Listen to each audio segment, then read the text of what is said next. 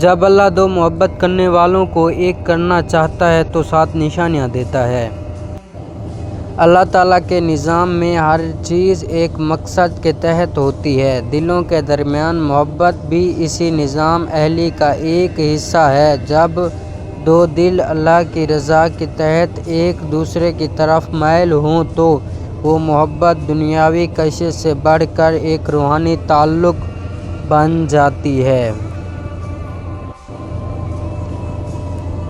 ایسا تعلق جو محض نظر سے نہیں بلکہ دل کی گہرائیوں سے جنم لیتا ہے۔ ایسی محبت نہ بے حیائی ہوتی ہے نہ وقتی خواہش کا نام۔ ایسی محبت میں صبر ہوتا ہے، عزت ہوتی ہے، دعائیں ہوتی ہیں اور سب سے بڑھ کر اللہ کی رضا شامل ہوتی ہے۔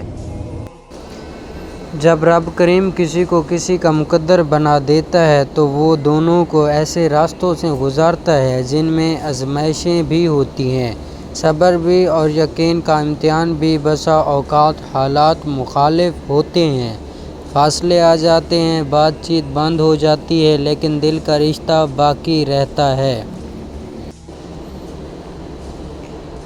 اور یہی وہ لمحے ہوتے ہیں جب انسان سمجھتا ہے کہ یہ تعلق کسی عام جذبے کا نہیں بلکہ تقدیر کا حصہ ہے۔ ایسی محبت میں انسان اپنے محبوب کی بھلائی صرف دنیا میں نہیں بلکہ آخرت میں بھی چاہتا ہے۔